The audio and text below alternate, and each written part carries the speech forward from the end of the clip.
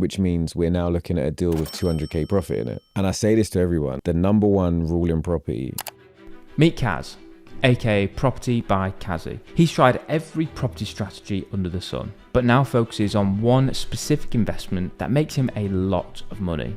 So, in this video, you're going to learn how to get started even if you have no experience, how to build the perfect team to help you do it, and how to find and negotiate extremely profitable property deals.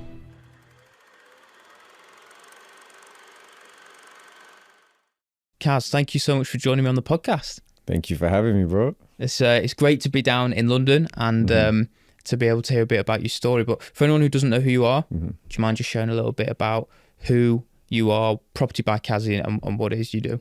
Yeah, so Kazim Ali Balogan, better known now as Property by Kazy or Kazy, or more commonly known as I meet people, they're like, you're that property guy. And I'm like, that is me. That is me.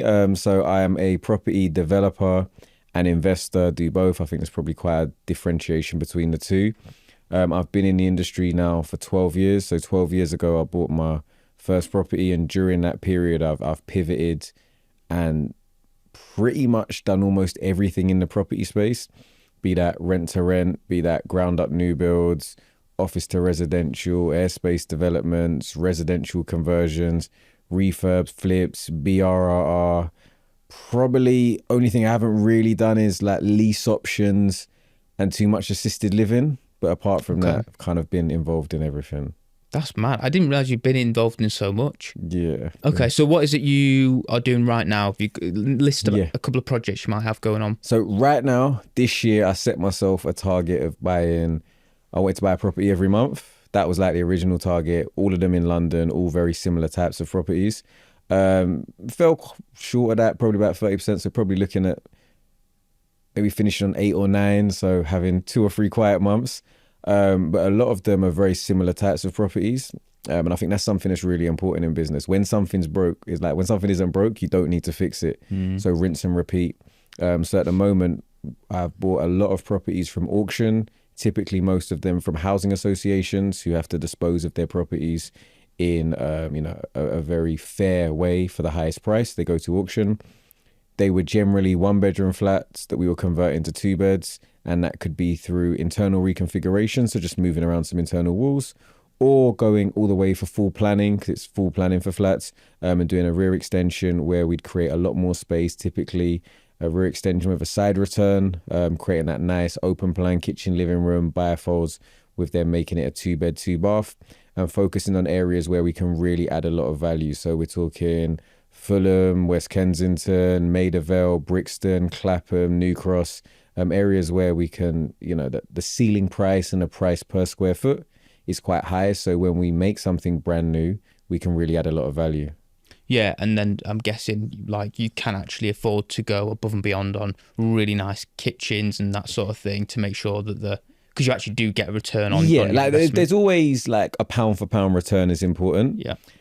And I think like for somebody who's watching this and kind of is trying to budget their refurbs, like of course you have to individually do like, your due diligence and do your numbers on each individual one.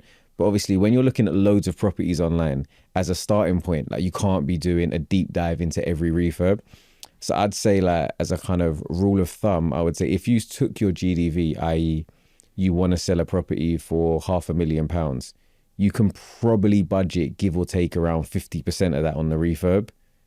Like so like you'd spend £50,000 on refurbing a £500,000 property. You could probably spend 100,000 on a straightforward refurb on £1 million, and likewise, 30,000 on something you wanted to sell for 300,000. So 10% of your GDV is what you budget typically. It's not always, but so the budget is always determined on the specific project. But when I'm just looking at, say I'm looking at an auction catalogue and I quickly want to work out where would my max bid be, is it even viable to go and look at the legal pack, to go and view the property to avoid wasting time, that's a number that I use as an initial metric just to kind of quickly say, okay, something potentially has legs versus something that we're just going to discount straight away. Yeah, and so are you flipping them all or are you holding on to some? So at the moment, I'm flipping quite a lot. Which obviously means we're exiting, we're not holding on to them, we're not refinancing, we're selling them to a new end user. We sometimes hold stuff, But a lot of the time, I will allow the market to determine what I'm going to do. So if I was to put a flat to the market at 600,000 or 650 and I got the numbers that I wanted, then I'd sell it. But if I was struggling at 575, but I knew that I could refinance at 600 and it still made sense, the yields were quite good, then I still probably keep it. But it really just depends on what the market says at the end. Okay. And then, but most of the time you're looking to sell. Yeah, with these types of properties, and there's a reason why, because for a lot of people, they'll look at a deal, and if we use some sort of round numbers, we buy a flat for £350,000. We then spend a further £50,000 on a refurb between the stamp duty and other purchase costs of finance, a further £50,000. So at that point, again, to use round numbers, you're all in for 450. Now, let's say the flat ends up being worth 575. That means at a 75% loan to value, the bank would effectively lend you around 432,000, something around there and thereabouts. So you could keep that property with only £18,000 of your own money in. So a lot of people look at that and be like, well, that's a no-brainer. Keep a property only £18,000 of your money in.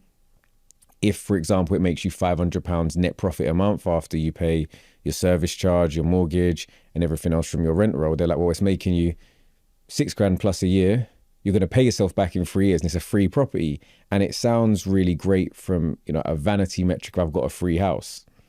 But if we use those same numbers and say, well, to do that deal, to include your deposit, the 50,000 for the works, the stamp duty, maybe you put in £150,000, probably a little bit more, maybe call it 200.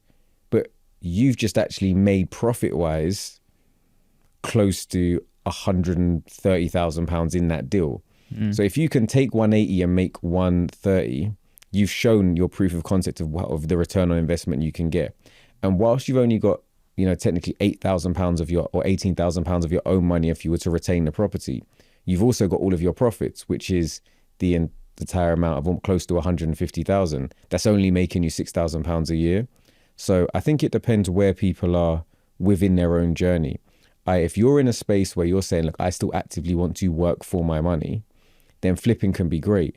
The other side of it is with the London market, yields are not as strong, particularly in the flat space. Capital appreciation isn't as strong at the moment either in London. So you're just looking at, well, how hard is your money going to work for you? And to try and find a property that can tick the boxes of being something that you can add value to, so it increases in value day one, then something that works really well from a yield perspective is really hard, and you could spend forever trying to find that unicorn deal. So what I would rather do is a lot of the time separate the two.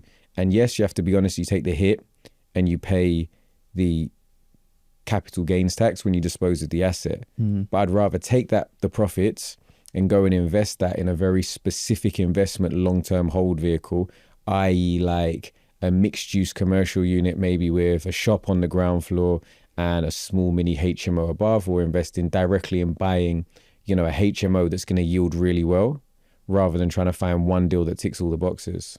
So have you got properties that you're holding on to? Yes, I've still got, I've got a portfolio, decent sized portfolio in London, that, cash flows quite well. And this is, as exactly I said, there are some single let units, a lot of HMOs, some commercial units and some that we use for serviced accommodation as well. Yeah. Why London? Because loads of people get put off by it, and the barrier to entry for most people is really high. So why'd you go for London? For those that don't know, I'm a South Londoner, born and bred. I'm the type of person that thinks I need a passport to cross the river. I proper just love London. And I think the thing with business but also more succinctly property is local expertise and specialization is invaluable. When we're in a London area and we look at a quarter of a square mile, sometimes the fluctuations and difference between price from a 2-bed flat on an amazing road in a great location versus a 2-bed flat, similar type of building, sometimes not even a quarter of a mile away in the same postcode, can be 30% of the value. So when you're analyzing deals, that local expertise and know-how is going to set you a cut above the rest from somebody who's just looking anywhere. And you're very right that obviously capital is a massive driver or barrier that stops people entering the London market. But for me, if you want to operate in London and that's your end goal, I just say try and get there as quickly as possible. So like I was, buying very rundown, like, flats. I was buying flats above commercial units, above dry cleaners, flats with short leases, just so I could operate in the London market, in an area that I know, get in as early as possible and stay here. Like if your goal is to be here, like get there as early as possible. Yeah. Okay. And so then bringing it back to how you actually got started and maybe even before then, have you always been in property? Is it something that you've grown up wanting to do, or like what's your story? No, like when I do the podcast as well, I speak to people all the time. It's like when I speak to people, particularly like, I'd say like for me, they're the younger lot, that are like mid-20s. It's like, I think because they visually saw so much more about property, they always had it in their head that that's what I want to do. But I was never sort of that locked in. I have to say, I was just, I'm young, I'm just trying to enjoy life. I think I've always been an entrepreneur and always wanted to kind of run my own business and do my own thing. But I didn't say to myself, when I'm older, I want to do property. Starting out, just started like a lot of us. I mean, paper round early on, sort of first job at like the age of probably 12, 13. As soon as I turned 15 and was able to work, so while still at school, they opened a Primark in Croydon, and I was there, paid my dues in Primark for probably like 2-3 years. Went from there to working at Phones For You. Yeah. So Phones For You was like, it was massive in terms of, as a company, obviously, unfortunately, they ended up, going into liquidation. But a lot of the things they did were amazing. Like to start a job, like a retail job, you had to go on a 5-day training course and stay overnight. Oh, really? So I had to go to Birmingham. You had to go and sit down with people that teach you. Like they spent hundreds of thousands of pounds. Like sales training or? Sales training, yeah. Sales training, building relationships, rapport building, upselling, cross-selling, so many different things within the business that I think, and when I look at the people that came out of Phones For You that were there with me, there are so many success stories. And I think because that old adage of people buy into people and just sales, like a lot of people get lost in sales. And so when people call me, say, oh, how'd you close somebody on rent to rent? How'd you get a deal across the line? And like, oh, tell me your sales pitch. And I'm like, you've already messed up because you're pitching to people. Like sales is listening to people and giving them what they want. It's not like making up a story for them. It's like understanding, okay, this person, if you want to rent this person's house, ask them about the house. They sit down and tell you, oh, I lived there for 30 years with my family. Like we raised 3 beautiful kids there. We had a dog here. That person loves that house. They want to know that you're going to love and look after that house. And so they're like an emotional landlord. And then so you can make sure that your pitch is in line with how you're going to link to their values. But I think too many people get lost in, I'm just going to have this pitch and hope it's one size fits all.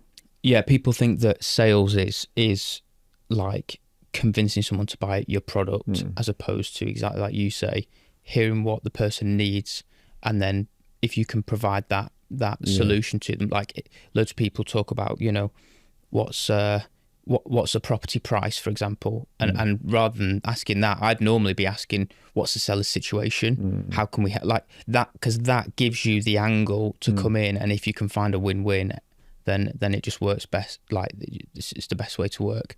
Whereas loads of people jump into like rent to rent, for example. How do I convince somebody that rent to rent is the right strategy for them to rent their property out? Like, that I should be, forget that, like park that for a minute. What do they want? What is the owner or the landlord wanting? Because realistically, it's a value trade-off. So if you tell me what you need, let me tell you how I can give it to you. And if I can't, people will value the fact that you say, you know what, I don't think this is for you. But this is why, but this is what you should do. But they're the same person that, because you've acted with honesty and integrity, when you do have something that's going to make sense, you're going to be the first person they come back to. Absolutely. So you worked for yes, I was at Phones For You, probably until I probably did like a year and a half, 2 years there. But at the same time, I think I went to Egypt and had seen like shisha for the first time. And as someone who doesn't drink, I was like, oh, this is cool, something social, different to do. And I think a lot of the time, some of the best business opportunities come from something that you actually enjoy. Because when it's hard, you still keep going. Yeah. When it's not going your way, when things go wrong, it's like, well, I'm enjoying it. So it is what it is. Like the money's not the sole driver. So the first thing was saying, okay, like how can we make this work? So I started approaching like different bars, nightclubs, and saying we're going to do shisha in your smoking areas.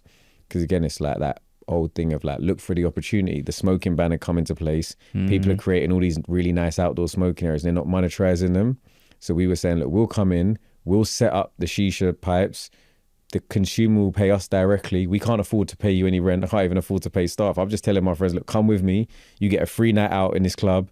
They're going to give us free drinks because we're going to give the bar staff free shisha. The bar staff are going to give us free drinks. It's a good vibe all round. And then so was able to set up a business with relatively no money. Like, you know, it was just a case of, okay, that made sense. Started to then get fixed locations within the clubs. Went from there to doing festivals.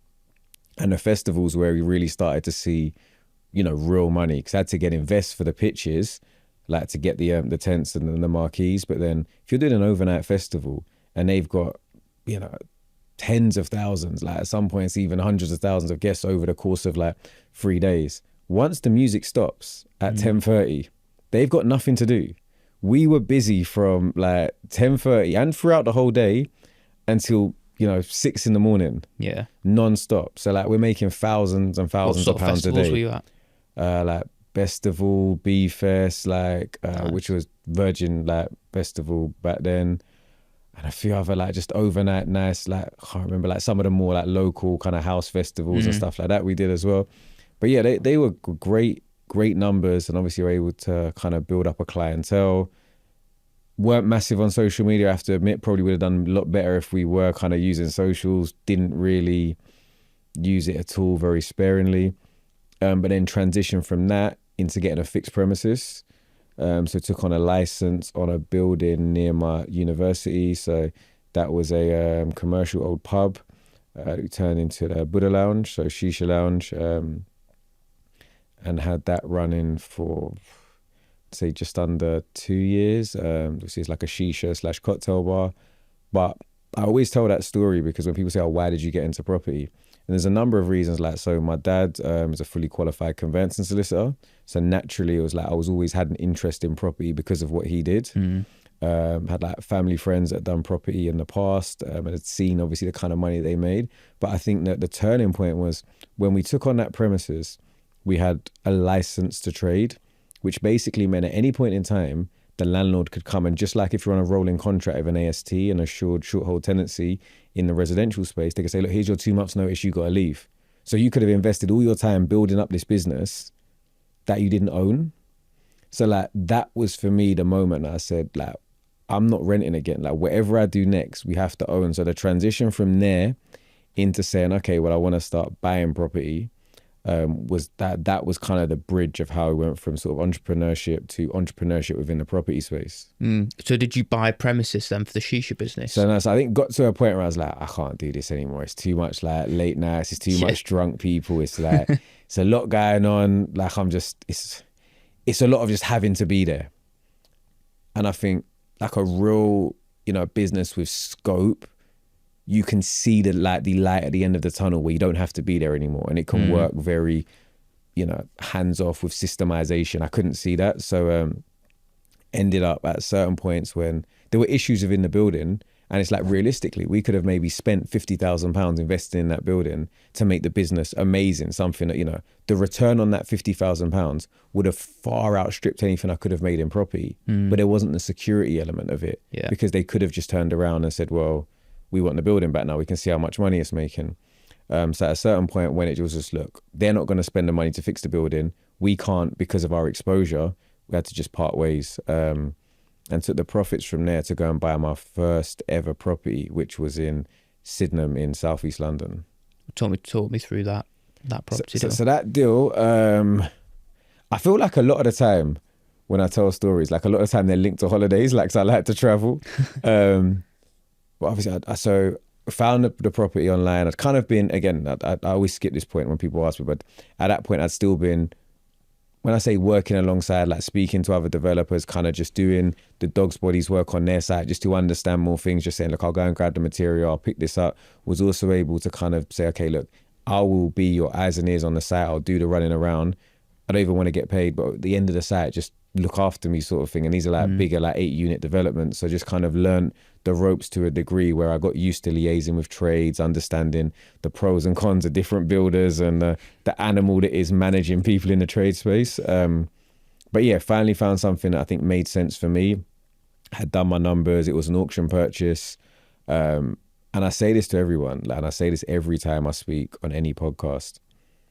The number one rule in property is that you make your money when you buy.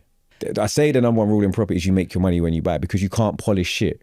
Yeah. You can't go and buy some shit and then paint it gold and people are like, oh, I'm going to love that. It's still shit. Yeah. Like, so when you are looking at buying, like all the things that sound lovely, like, oh, I've got my logo, I've got my name, I've got my Instagram, I've got my branding. If you can't appraise a deal, you're not ready to get started. How did you appraise deal number one then? Had you got training?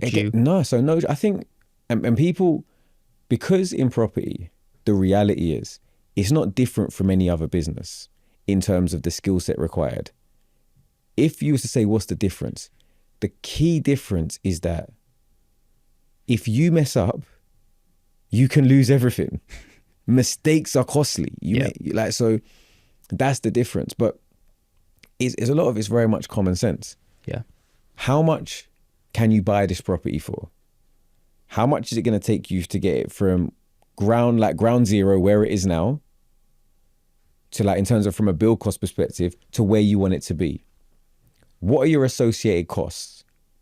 And how much profit do you want to make? And if that number sits within where the GDV is, then it's a viable deal. Sorry to pull you away from the podcast. Just really quickly, if you are serious about getting into property and you want to get started investing in properties, then we've got a bunch of free tools, resources, calculators, video courses, you name it, we've created it for you completely for free. You can access it through the link in the description of this video or this podcast. And obviously there's always like contingencies and what if, and you have to have, you have to leave wiggle room in everything, particularly when it's your first deals. But I say to people, like, your first deal isn't to make you rich. The value you get out of your first deal is the knowledge that's way more valuable than if you were to sit down and buy a course, pay for mentorship, actually doing the deal, depending on who you are. Like, this is for me, probably I'm over personalized because I'm like an active learner. No, I think it's probably similar to most people. But generally speaking, if you target you want to do a flip, and whether that flip is in South Wales or South London, and whether or not you want to make 10,000 or 50,000, if you do that deal and a few things go wrong and you make 50% less, you make 5,000 or 25,000, you're still getting paid to learn. Whereas if you sit on your armchair and just hope somebody's going to give you all the tools so you can never make a mistake, even with the best mentorship, best intentions, you can still make mistakes. So at a certain point, you have to really say, okay, I'm ready to go now. I've done enough e-learning, I've done enough in-person learning, I've sat down with enough people, and I'm in a position where I'm able to actually go out there and execute. So in terms of your initial question, how did I analyze that first deal? I operated in an area that I knew. In Sydenham, I grew up in Crystal Palace, stone's throw away. I know where the good roads are. I know the schools that are the right schools. I know the coffee shops that, the 12 o'clock mums want to go to and be in close proximity. I know the part that's a nice part. So I knew that was a good road. I know it's a good building. I know that even if I don't have the expertise, I lean on the expertise of the people I have around me. So for a lot of us, a lot of people's earlier jobs were in estate agencies. So at that point, I had friends that had been working in estate agencies for 4, 5, 6 years. I'm asking them, you don't have to know everything. You just have to be in a position to bring all those pieces together. And when I talk about property, it's like people almost get lost in the fact that they want to be the perfect property developer day one. They want to know how to be an architect, how to be a solicitor, how to be a structural engineer, how to even, when we say appraise every deal, I at this point now will still get feedback from my estate agent friends to say, I'm doing this, but what do you think? Am I bang on here or am I a little bit off? So I think lean on the expertise of those that you have around you. And even if you don't have them around you, ask. If you call up an estate agent and say, oh, like, hi, I'm looking at this property, you know, I'm going to buy it on auction. I'd love like for you guys to potentially sell it for me when I get it. But I'm just saying, what do you think a 2-bed on Venner Road in Sydenham, that's a Victorian, around 800 square foot. I've seen you sold something similar. Like, what was the process like? Was it an easy sell? Did it stick for a little while? You'll get that feedback and you'll understand roughly where your GDV is. Here's where probably stuff that I didn't know that much. Like, so in terms of, I bought the property, I think bought the property at auction, ended up spending, I think £200,000. So I bought it with a bridging loan. So I bought it with a bridging loan and I bought it at auction. And I remember I still use the same broker to this day, John Green, pick up John. And I remember him saying, "Oh, first property, bridging loan. It's a bit of a baptism of fire, this." And I was like, "No, I can do it. Like, it's just gonna be all right." And he's like, "All right, it's your money." So like, yeah, but so I think I was a bit over optimistic on the build cost. Yeah, I was going to say lean on the experts until they disagree with you. Then just say, "Nah, it's fine. I've got this." Yeah, I got this. Yeah. I don't. I'm not. A lot of the time, I don't practice what I preach, but I say that because I want to give people to not make some of the mistakes that I probably made along the way. So yeah, £200,000 purchase price. Had to buy it on a bridge because it was an auction purchase. 75% loan to value, so give or take my deposits, £70,000, circa maybe a little bit under. I think at that point in time, I probably had around £80,000-90,000. So in my head, like I've been to other people's sites. My friends are this person's that. I'm like, I can do this refurb for like £15,000, £20,000. Obviously, it didn't cost that amount of money. Yeah. I probably ended up spending, to be still really cheap, and probably spent like 25,000, which again, people hear that and think that's ridiculously low for like doing a refurb of especially in London. In London, but it was. Did you get hands on with it? 13 years ago. Nah, I've never got hands on. No. I'm not. Do you know what? I'm all right with IKEA furniture.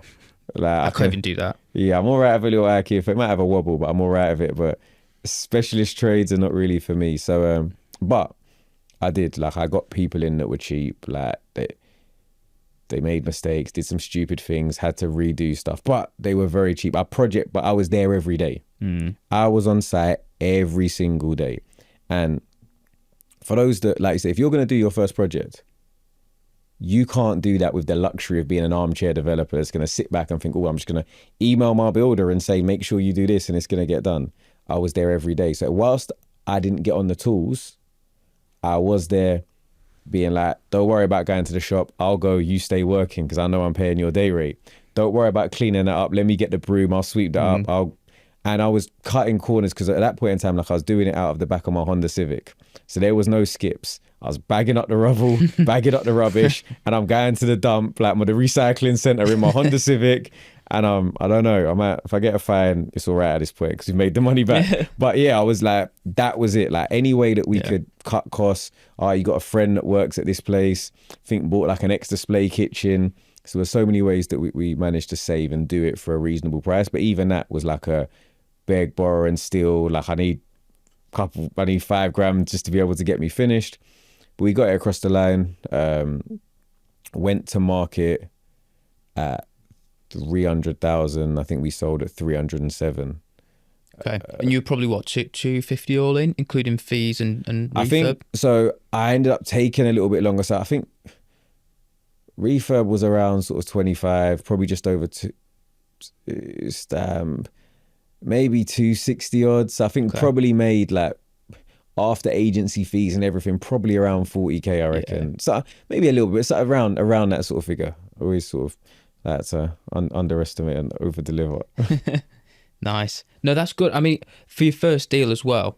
Yeah, that's good. That was like, I'm out of the park at that point. I've made an annual salary. This is the thing. I'm buzzing. How long did it take you? Like, once you bought it, not like the conveyancing process to buy. Like, I want to say like honestly, it's a long time ago. Basically, I didn't go over my bridge term, so I know it's less than 12, and I didn't get any money back for the money I paid. So I know it's somewhere between 6 and 12 months, probably somewhere in the middle. Yeah, and you mentioned so for my first deal as well, I flipped a house and would always say to people that first deal, if I'd made no money, I didn't make as much profit as I was anticipating at the start, but I didn't lose any money. Yeah. And even if I'd made nothing, I would still tell my younger self to do that every single day. 100%. Because I learned so much that then enabled me to go onto the next deal by myself. Because I did the first one as a joint venture, then the next one by myself, then the next one by myself. And it was just like, it gave me the hands-on education that I needed to actually, and also just the confidence to go, oh yeah, I can do this. Like, this makes sense. Like, it's pretty straightforward. Let's just go again. Yeah, it definitely helps to quell the imposter syndrome. And I think you touched on something interesting there, which like your first one was a JV. Sometimes when people say, oh, like, you know, and it's whether it's people like what's in the PBK community or other people, and they're like talking about, oh, I'm not sure yet. And I'm like, okay, you can do a JV. And they're thinking, oh, I'm not sure because I want to make all the money. I always laugh. And I'm like, I don't even want a JV. I'm doing this like as a mad favor because if you get to do a JV where you get to learn from me and get paid to make money, like, it's such a no-brainer. But I'm like, okay, I'm not gonna tell anyone you have to do something because I don't particularly even want to do it that much either way anyway. But like, yeah, if you get the opportunity to, like, even if you have to put in, like, if you say it's your first deal and somebody who's experienced says, look, put in 100% of the money, but I'll bring the deal, I'll show you what we're doing, we'll have kind of like open book accounting, we'll go through the process, you're going to learn, you're going to get to liaise with the trades, liaise with the relevant specialists, be that the architects. Like, so worth the money. Realistically, you should probably be paying them. But obviously it's in a great scenario where you don't have to. It's a scenario where you get to use the fact that you have the capital to get paid to learn, which I think is amazing. So if people do have that opportunity, I'd highly recommend, obviously, always do your due diligence on the person that you choose to joint venture with. But yeah, if you can do that, I think it's a massive just shortcut to getting your confidence up, to potentially making, you know, a significant amount of money, but also building your skill set to then be able to do it independently. Yeah, and it's also coming back to that education piece of, like, if you don't know what you're doing, learn. And there's so many opportunities out there to pay to learn, which I'd say if that's your only option, do it. Because I do think you should. It's okay to pay. I paid a substantial amount of money to learn, like, the fundamentals. But if you can JV with somebody, or even do like I'll put money in for a fixed return, but just let me do a couple of site visits, that sort of thing. I wish I'd done more of it earlier on. But I just think there's a lot of value in it. I want to come back to as well one of the things you said, and I always say this, the same phrase but slightly different: the profits in the purchase. So getting that discount is where the money's made. One of the things I've started doing is just buying discounted and just selling straight away. Have you got into that? And why do you still because I don't do as much refurbing at the minute. Why do you still refurb if you're securing the profit once you've bought? So a lot of the time because the London market's very competitive as well, like your BMV below market value stock, if you're not a cash buyer, like, so very liquid, you got a couple million in the bank and someone says, I've got a deal for you, and you can say, yep, I'll exchange today and complete within X amount of time. Before you've even agreed terms, somebody else has come in. So I think that's one of the reasons. So a lot of the time what I'm doing is we are actually creating the value, i.e. through going to get planning, or through, just seeing the opportunities that other people have missed. So it may be a property that's maybe mismarketed or mismanaged. It may be a property that's, doesn't come with vacant possessions. You have to go through the process of evicting a tenant, and that's where the value is. And I have traded properties, particularly sometimes, like those that have got super short leases where you can just pick them up kind of cash and just trade them on. But I also think I genuinely have like a passion for seeing the process through.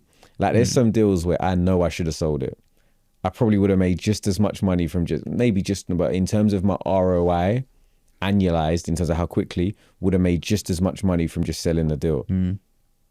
But like I think I said this once when I said, and I was like, I'm a romantic like property investor.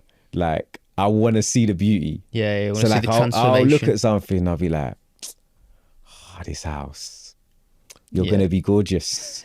I'm gonna make love to this house, and it's gonna be amazing. Like, so I think seeing the stuff through, and it's like also at a certain point, you know, it's not just about like the monetary return. Obviously, the money's amazing, but it will get tiresome. It will get boring. Like just making money, numbers in your bank or like numbers on a piece of paper. It's not necessarily going to motivate you in the same way. So I think if you spend all your time just trading property, and it can get to a point where you're just kind of like, what am I doing all this for? Like I've already kind of got a good standard of living. And it's like, particularly being on socials, whilst I still always use agents just because I like the fact that I pay for the expertise, probably 50% of the last deals the properties that I've sold, people have seen me put the property online, seen who it's up with, and then contacted the agent to go and view it. To the point I didn't really need the agent in terms of marketing, but I just needed them for facilitation. But because they've then got my socials, like a lot of them will contact me later down the line to be like, oh, like, you know, where did you get this paint from? Like, we got to touch it up. And then so you have these interactions with people, and they're like, one of them that I always think about, we did this property called the Rosebank, which was out in sort of Epsom, so it's kind of Greater London, outskirts, Surrey/London. And someone we bought for like 200,000, did like a little rear extension, ended up selling it for like 450 as a 3-bed with the rear extension. But like for the area that it was in, like I still did like a glass balustrade going like up the stairs, still did like, you know, nice open plan kitchen, living room with the bifold doors, nice little courtyard, 4-piece like bathroom suite with the freestanding bath. And it was like, this woman sent me this message, and I was thinking, oh, like, you know, when someone's like, oh, I'm living in this property that you built, I'm thinking, oh, she's going to ask me about something like, so, oh, this isn't working, or this tap's leaking. And she was just like, yeah, no, I just wanted to know something about the paint. And I just wanted to say, by the way, like, me and my like husband still can't believe we live in a house this nice. And it's like so those kind of like moments where all you're doing the handover of the keys, and it's like something that's been a building site, something that's been a headache. Like you've been there where the plasterers have messed something up, or this person's gone through the floor, or this person's done this. But then you see like the accumulation of it all coming together. And then you do that kind of key handover at the date of completion. And you're like, this is going to be like someone's home now. Like they're going to be having their dinner party. They're going to be buzzing to tell their friends, like, I'll come over and look at, like, I've got the plate warmer under like the oven. Do you know what I mean? Like stuff like that's still really nice. Yeah, that's really cool. I remember one of my, one of the properties that I sold, I put a video out about it before it had sold onto YouTube, and the estate agents reported that there were people who ended up buying the house were looking around going, oh yeah, we've seen it already, we've seen it on YouTube. And I was like, oh crap, I hope the builders haven't cut any corners. And no, definitely. But it creates accountability. And it's funny, so the other, like, I'm selling a property at the moment. Well, I'm not. I should have been selling a property like 6 weeks ago in Fulham. Finished the property, and to be fair, I've got like X amount of sites on the go. Like I wasn't there as much as I should have been. So we didn't pick up that there was some damp issues. And it's like the painter's like, oh no, I'll be fine. Like we're just gonna do this bit, like gonna hack this bit out. And I'm saying, look, like I'm creating content around what we're doing. So whilst we've even finished this refurb, I said, no, it doesn't matter. We're gonna take everything out. We're gonna have to go back to brick, do like the complete chemical injection, all of the like silica end to create that waterproofing, because this is gonna be a property that, you know, it's gonna have my name to it. Yeah, people are gonna see the process. Thing. So I would rather take, I think they're like, to have to take like a £10,000 hit between the time it took, the cost of finance, the actual damp proofing, the redecoration, and all the relative, like, you know, little odd jobs we had to do off the back of it. But I think it just shows that the importance of doing things right and doing things properly. And you run the PBK community. What's that all about? Do you know what the PBK community did for me? The PBK community kicked my imposter syndrome out the window, because a lot of the time before I started that, people would always ask me like, oh, Kazzy, can you mentor me? Can you do it? And I'd be like, oh, I don't know. Like, I don't know. I don't know if I know enough. Like, I'm just like, I don't want to do that. And then when I started it, I was kind of still like, even friends would be like, oh, do you think I should join? Or people would be like, oh, and I'd be like, look, I don't know. Like, I don't know if it's for everyone. Like, but obviously feel free to, you can trial it. Now when people ask me, like, should I join? I'm like, it's a no-brainer. Like, it's obvious. Like, what is it then? What do you do? I just thought, look, what would I have wanted starting out? what do most people need in property? What are they scared of? People are scared of making expensive mistakes. People are scared of finding the right people, like I said, the power team that's going to allow them to deliver, and people feel isolated. So the community is a paid WhatsApp group that you get to join. As part of that, you get to join the WhatsApp group. You have like a sounding board with my industry experts in the group. So you have access to my solicitor, my architect, my structural engineer, my mains builder, my project, like all of these different people you're going to need as a property developer, my mortgage broker. So all of these people that you have to do tried, tested to make sure you get the right ones, you've got access to them day one. You've then got access to not just my knowledge, but the other community members. So collectively, hundreds of years of experience. So any issue that you have, how can we solve this issue with Japanese knotweed? Do you think this crack is structural? Do you think it's just something to do with the drainage? I'm going to view this property, but I want to change the layout. Do you think it's realistic? Do you think this is likely to get planned? All these questions that would mean that people wouldn't get deals done because they wouldn't be confident enough to go ahead with, means they can now ask. Then outside of that, we have our bi-weekly Zoom calls with a back catalogue. So when you join, you can watch, about 30, 40 hours with loads of different experts in the property space about how to best set up your accounts, how to read an auction pack, how to do deal analysis, how to raise funds, and loads of different things. And then outside of that, we also have our site visits, our socials, and our one-to-one sessions. So realistically, it was, look, what would I have wanted as a property investor?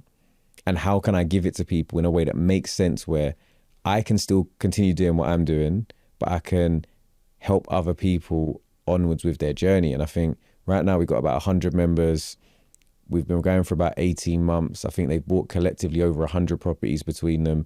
Their collective GDV over 18 months is over £50 million, and we're adding to that on a weekly basis. Last week had completions with an increased GDV of another like 3.5 million. So we're really seeing the results. Every time there's an auction, we're having to make sure that we're not bidding against each other because loads of people are looking at the same thing. So I think now why I said that kicked out my imposter syndrome is because I used to always be like, oh, I'm not sure. Now when people ask me, I'm like, yes, you should join. But we don't just allow people to join. So we allow people to join in batches. So you have 20 people, induct them into the community and make sure they understand the culture of the community and how we operate. Then once that settles, 2 months later, we add another 20. So we used to do that. So we'd open it up on Instagram and that was it. Then we'd sell out. Now we're at a point where we have a waiting list of those 20 people for when we next open up. So yeah, I'm the same way I talk about enjoying what I do. When I see my mate Rory who joined a community, because even my friends, when they say, oh, I want to join, I'm like, yeah, but you got to pay, bro. Because you've got to have that same vested interest as everybody else. Big up Rory, completed on his property last week. One of the longest ever auction purchase completion timeframes I've seen. But I'm so buzzing. I'm shouting in the house yes, he's done it. Yeah. He's done it. So their wins become my wins and vice versa. So it's amazing. And is it mostly people in London? So we've got a very good London base, but got some amazing members outside of London, in the Midlands, some in Liverpool, got some that are based in Dubai that are investing overseas. And that it's also a place where people can, that whole thing of, I don't know enough, but we come together and we feel together we can do it. So we've had people that have, and this isn't to badmouth anybody else's group, but have bounced around other groups for a couple of years, have never done a deal. In the first 12 months in our deal, in our group, they've done 2, they're into their second deal, and their profits for their, sort of probably 18 months are looking easily over 6 figures. But it's because they met someone, they JV'd, and it gave them the confidence to go ahead. Yeah. They've got people in there that they don't have any interest in doing property, but they're running £1 million businesses that have, some of them 6, 7 figures to invest that want to get in. So it's bringing the right people together to get the right results. Yeah. So you probably get a lot of people then in that community who are just starting out. Let's say someone comes to you and says, I want to get into property. I've got some money. So money's not the problem. And I want to buy a property to fix up, add as much value as possible. What would you advise them to do? What would be your advice for here's the next steps for what you need to take? Yeah, if someone's got the funds, I'm saying as a starting point, if they've come to me, I'd say join the community, because you can go and get a mentor and you can say, I want that one person to kind of walk me through everything. But and it can be good, and that can be what for some people need. But I say, like, in terms of, you don't have a lot of the parts, but you have one of the main parts, which is the capital. If your gap is knowledge, you're going to be able to fill your knowledge within the community. If your gap is, you know, your network, you're going to fill your network. If your gap is your experts, all of these parts are going to be brought together, and you have the, you know, the backlog where you can learn at your own pace. You then can also, you join the community, somebody's saying, oh, you maybe live in Newham.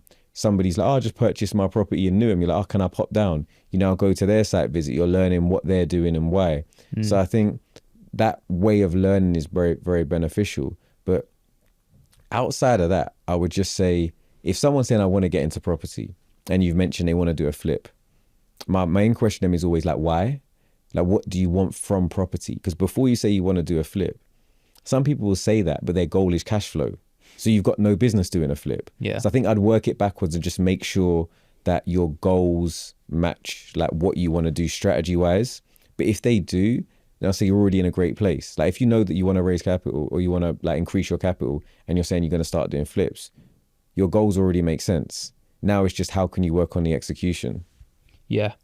I get loads of people come to me and say, like, I want to be financially free. I've got some money. I want to start buying properties and getting cash flow. So I'm thinking about flipping some houses.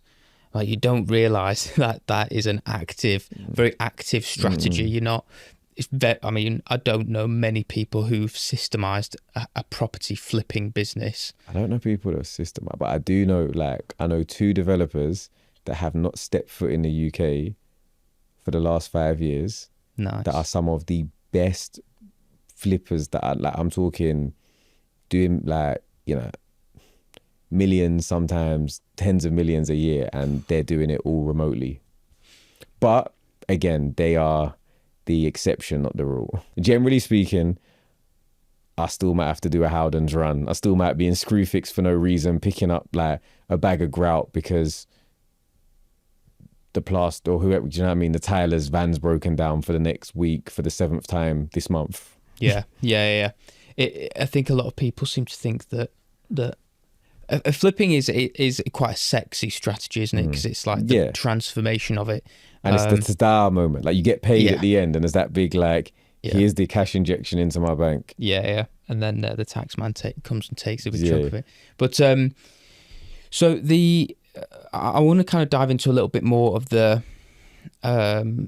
tactics or strategies that you go into, because as I say, I've flipped a few houses myself, and flipped a bunch with clients, and one of the things that I've noticed is I find it's way easier to flip houses, not necessarily flip houses, but it's way easier to make a lot of money when you spend more on the house, as in the purchase price. So like for you in London, you're talking like the cheapest of the cheap sort of flats you've been buying is like 200 grand. Yeah. That is like top end where I am. So like I flipped a house early this year that was I bought it for 95 grand.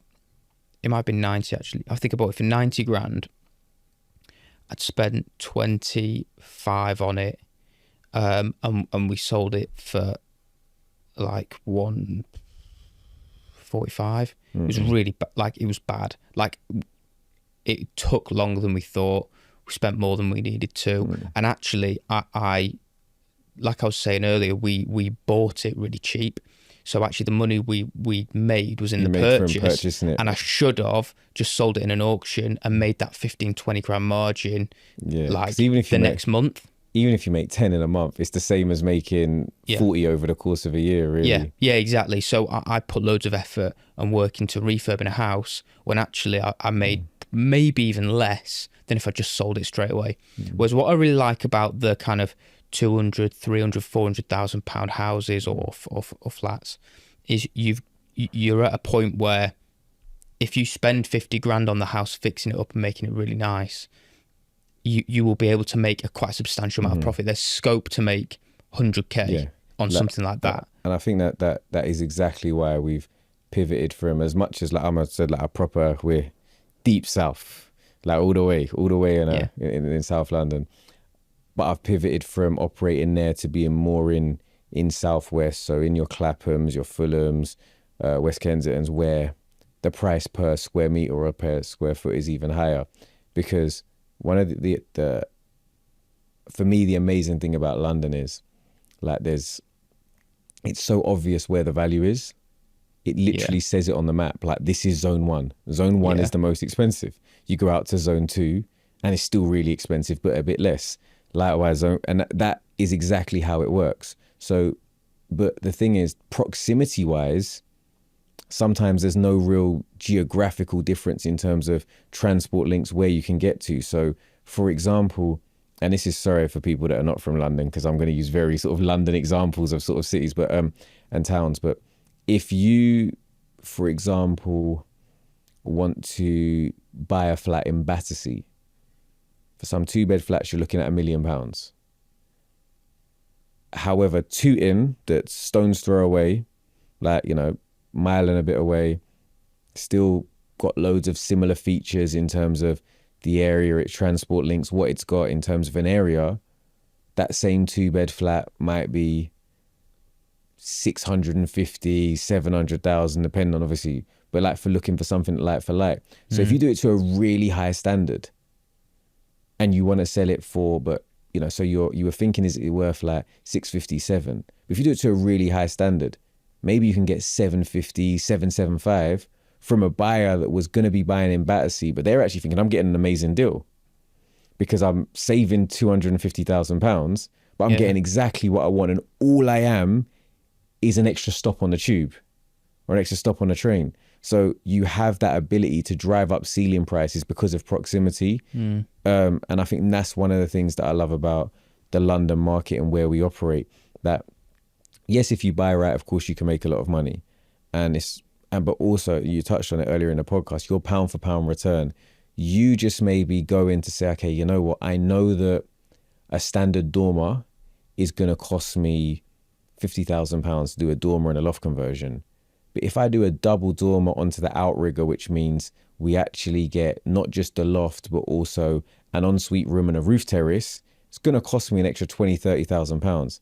But that might add on to the GV an extra 80,000. Now, your pound for pound return, you spent £30,000 to maybe make you 30, 40, 50. So off the back end, you've made 100% return off that little element of the deal. But overall, your overall average ROI is also a lot higher. Yeah, exactly. So I find a lot of people will come to me and say they want to flip a house. They've got 120k, and so they're looking in places like Liverpool, and they're going to look at a terraced house where they're going to buy it. They want to spend 20 grand fixing it up, and they want to make 50 grand profit. And I was like, and I say to them, the likelihood of that is quite low, because you're buying a house with whatever 120 square meters, and you're buying it for £120,000. Like, you could spend money on putting a nice kitchen in, and you could put an extension on, but the amount of money that you get back per pound that you put in isn't there. Yeah. Whereas, like, we've just bought one that we added an extension out the back, and we fully kitted out the whole house. And just that extension alone, I knew that every time we added a square meter, we were spending two and a half grand, but we were adding 5-6 grand onto that. So we were putting £1 in, getting 2 back. Yeah. Some properties you just can't do that. But London, the market here, whilst I kind of started with this, it puts people off because of the price. I think if your strategy is to flip and to maximise the amount of money you make per transaction, places like, or not even just London, just places that are priced like $250,000 or above, you have a much higher scope to make more money. I'll give you an example of something we're working on at the moment. Another auction purchase, probably circa, and I bought this property on the basis of we're just going to do a straightforward refurb and change some things around internally, so to make it a 2-bed but not adding any extra space. So it would have been like 2-bed, 1 bath, smallish, probably like 16 to 18 square meter open plan kitchen living room, so functional but not amazing. And we bought for 420, probably would have spent circa £30,000 on cost of finance, that's 450, would have spent another 25 odd thousand on the stamp duty, we're at 475, and then probably be all in like sort of 50k on a refurb, looking at the sort of 525, and then other associated costs like our auction fees, survey costs, legals in and out, estate agencies, probably, 20 odds. I think conservatively we said, look, it's going to be worth minimum 600,000, maybe 65, but worst case 600, going to make 50,000 pounds. Not the best deal, but we're going to still make our minimum sort of 25% return on capital employed, but potentially if it makes an extra 25, it's going to push that up quite significantly. That was sort of the day one plan. Then spoke to the architect, said, look, how likely do you think we are to get planning for a rear extension? They said, no, I think you got a pretty good chance. We might have to scale it back, but we go in for a bigger one to start with. So we got full planning for our rear extension. So rear extension with a side return, that turned it from sort of 600 to 800 square foot or square meters. So decent sized extension. Extension is going to cost us probably on top of the initial refurb an extra £60,000. So we're looking at like a total budget of 110 now. But it's taken our GDV on probably a worst case scenario up to, again, conservatively 800,000, which means we're now looking at a deal with 200k profit in it. Yeah. But that conservative number is a similar flat on the road sold for 925. But I'm saying 800 on the basis of I don't think it's worth that. Yeah. But that doesn't mean it can't sell for that. Yeah. Yeah, that's incredible. And it goes to show the power of when you're buying in areas where property prices are high, increasing square footage, square meterage of the property is probably the number one way you can add value, right? Because you're not going to be doing an extension that's, what sort of extension size are we looking at, like square meterage wise? Do you know? There we extended to the rear 3 meters by 5 meters across, that's 15 in the infill. So probably about 20 odd square meters. Yeah, and that's added 200 grand. So the house that I did was in Manchester. We did an 18 square meter extension. It cost us 30k to do it. But it probably added 60, 70. So it goes to show the difference in areas. Like how you build for so much, like even how refurbs are so much cheaper, like out of London. Because I'm like, the Howdens just add on a mad London premium, or like the Wicks, like soon as you go, like how much you pay for a kitchen? Like a nice kitchen. A nice kitchen. That kitchen was to include the worktops. You're talking like quartz worktops? Yeah, quartz worktops. Okay. 13. No, with quartz, that sounds right. Yeah, it's about quartz. I think it's about 13. And fit? Nah, I think, but the fitting of a kitchen is not like, it's probably like, so fitted about 14 and a half for that one. It's a nice kitchen though. When you see it on the YouTube, it's gonna like that one. That one, nice two-tone. Yeah. Little slate grey with the black. Nice kitchen. Yeah. It's wild the prices. When people come to me and say, talk me through the prices of a refurb, I always say to them, like, Midlands and above, this is what I can get. Anything under Midlands, no clue. Probably 2 or 3 times that. It's wild. I guess it's like predominantly obviously like labour costs that just are massively different. Yeah. But yeah, materials surely aren't going to change that much. But I mean, even for me, I'm based in Manchester. I won't get trades from Manchester because even Manchester prices are too high. So I've got guys coming from Huddersfield, Wakefield, Liverpool, like other areas, and they travel in to work on projects because it's cheaper getting them from further away. Makes a lot of sense. Just driving efficiencies. Yeah. So you go into a flat and it's pretty dated and you want to go and maximise the value of it. What is your number one? No, go on, give me 3 things that I need to do to maximise the value of any property. So going into a flat, I think, again, talking really specifically in terms of strategy. So right now in this current market, yes, you can refurb a property, but I want to look at how you can maximize. So not just refurb, can we change the layout? Can we make the layout more attractive to people that want to live there now? And can we add an additional bedroom? So a lot of the time I'm looking at, like, is there a separate kitchen that we could turn into a bedroom? is the existing living room, is it big enough to make it open plan? And in terms of that 1 to 2 bedroom space, looking at where the drainage runs are. So, because if you're moving the bathroom, it's all well and good saying I'm going to move the bathroom, but can we actually get the waste pipe to where we want it to be? Also, windows, where are your windows located? And then lastly, sort of just minimum sizes. But it's not so much about the flat. It's about how much is the flat worth now and how much is it going to be. So what opportunities have you missed? Have you seen that other people have missed potentially? And how much value can you really add? Yeah, that's great. Kaz, thank you so much for jumping on the podcast with me. It's been really good to chat and connect. I don't actually know many people that invest in London or connect with many people. So I think you're the first guest that I've had on that does London property investing. So if anyone's interested, I'm sure they've got a lot of value out of this. And just anybody who wants to flip houses or buy property and add value, I think when people find you on socials and stuff, they'll see that you are clearly not somebody who cuts corners, just does botch jobs to try and get in and out of projects quick. You really take your time to make sure that the projects are good, finished to a high standard, and I think you set a really high bar for just improving the quality of people's living standards. So I think anyone who wants to flip houses and get into the property game and have pride in their work should definitely check you out and much and follow you. appreciated, bro. Where can people find you? So Property by Kazy on Instagram, YouTube. We're smashing the YouTube now, so a couple of videos a week. So make sure you go and give us a follow, subscribe, and yeah, that's me mainly. I'm there all the time, so let's connect. Yeah, amazing. Thanks again. Appreciate you, bro.